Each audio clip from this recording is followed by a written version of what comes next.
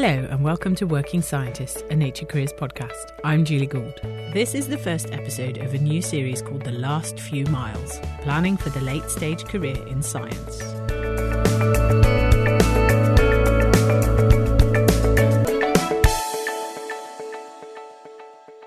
In this series, we're going to look at the later career stage in science, what it is, how and when it starts, and how to plan for it. But why this focus on the later career stage? Well, in 2022, we published a series of episodes on the mid-career stage in science, the muddle of the middle, as we called it, which showed that people in this stage of their career need as much support as there is in the earlier stages. So now, 2 years on, we're looking at what comes after the middle, how you transition to it, and what it looks like. In this 6-part series, I'll be speaking with those who are approaching the end of the middle, those who are approaching the end of their scientific career, and also those who are past the age where we traditionally think of as the end of an employed working career.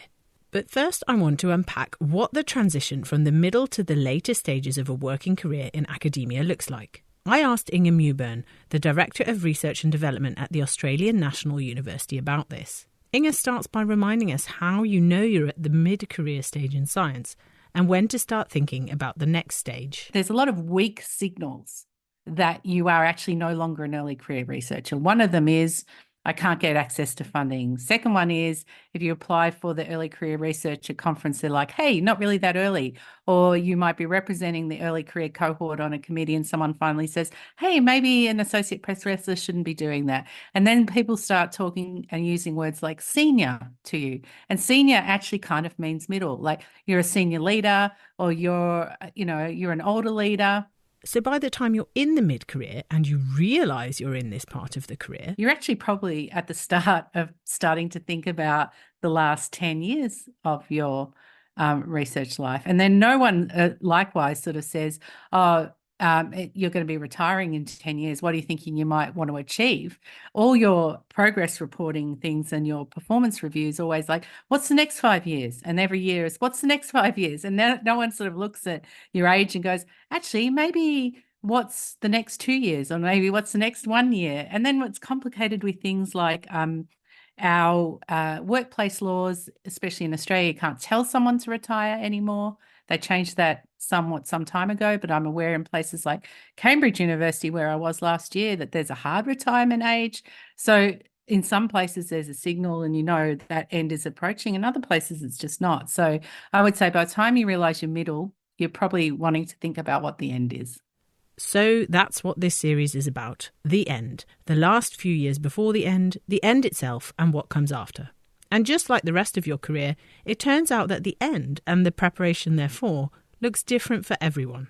I wanted to know what the later stage of this career looked like in general, and Inga described it as similar to the middle, but with some extra things to consider. The muddle just continues, but you're more tired. And so there's more incentive on your side of the fence to think about, where does this stop? Where do I draw a line in it? Where am I working towards?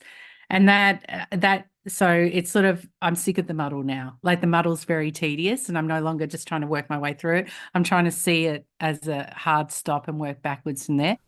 Inga's message here is clear. Plan ahead. And this is something that Shirley Tilghman, the former president and emeritus professor of Princeton University in the USA, discovered when she chaired a working group at the American Society for Cell Biology on second acts, the career transitions that biologists face in the latter half of their careers in academia. The individuals who were successfully navigating this transition or had already done it, the one common theme over and over again was planning ahead. And the least happy people were the ones where it came quickly and they were suddenly at a loss about what to do. Vincent Certain, a 63-year-old professor of pharmacology at the University of Liège in Belgium, started preparing for his retirement earlier in 2024. In Belgium, there is a set retirement age for academics at age 66, which for him is not far off. So he made the decision to stand down from a committee he was a part of that took up a lot of his time, and made a concerted effort to bring back some of the joy he experienced as a younger academic. Throughout his academic career, Vincent saw many people struggle with the pressures of being a full-time professor. They are under a lot of pressure because they are the very best of the best. And they are under a lot of pressure to also get grant money and develop their lab and show that they can have PhD students, etc.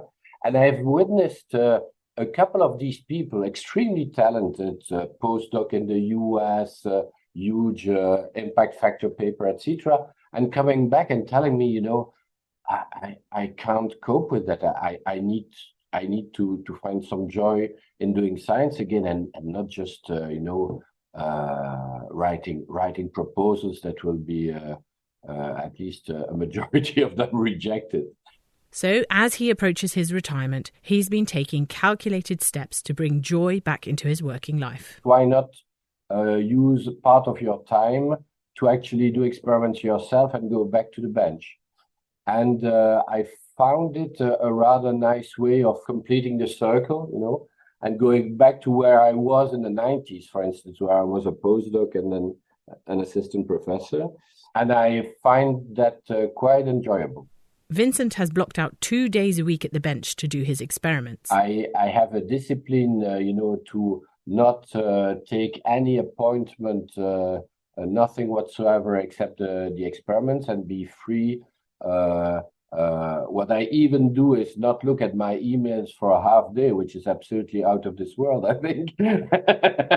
And but it's fun. It's fun, and I really recommend it to people very close to their retirement. Yeah.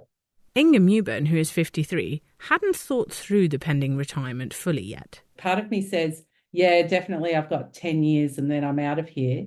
But then I'm like, ooh, I just did a thing today where I was putting in how long I was going to keep data from a project. And I just happily put in 15 years. And then I thought, ooh, will I be here in 15 years? I've never had to think things like that before. But now Inge is spending a lot of time working backwards from her planned retirement date. And she encourages others to do the same. Because you've got to think about things like, when am I going to stop taking PhD students on? So many people I know never ask themselves that question. And so they get to the year that they're retiring and they're not really retired. They're like, oh, I'm just seeing the last few PhD students out to completion. That might take 5 years. That might take 8 years, those if they don't finish on time. So there should be a point in time where you're like, I'm not taking any more.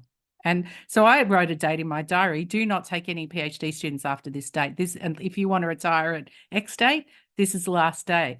Part of being active in the later stages of a career is to think about the succession plan. Who is going to take over your work when you decide to leave? Maria Teresa Dova, professor of physics at the University of La Plata in Argentina, is very focused on making sure that the people in her team can continue with her and their work should she ever decide to retire. I always try to train my younger researchers to do all the things I'm doing, and then there is one guy who I said, okay, you will be in charge of this soon, and then you have to learn how to talk to the people in the government, you have to learn this, and then suppose I share some responsibilities at CERN now with someone else, so he can start, doing all the not only the bureaucracy, but also the other part that is more related to the scientific aspect and what to do. Because I always said it's my legacy, but what about my legacy if nobody will continue that? So it's important to be sure that there will be a continuation, a smooth continuation. In Argentina, as in Australia, the USA, and in many other countries around the world, there is no set retirement age, so it can be difficult to prepare in advance for a succession plan. Something else to keep in mind is that people are living longer, healthier lives, so there is a possibility that you could continue working until you're in your 70s or maybe 80s. So some academics ask, why should I start preparing my succession? And if I should, how do I do this when I don't know when it'll be needed?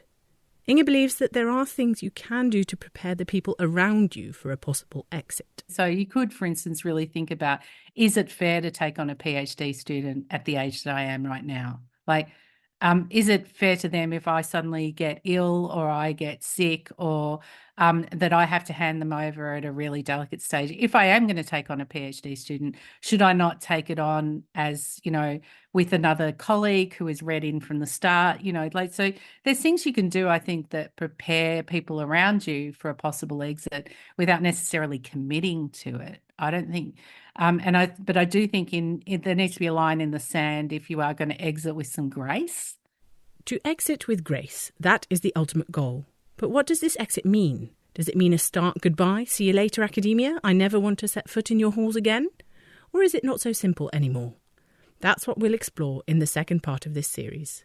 Thanks for listening. I'm Julie Gould.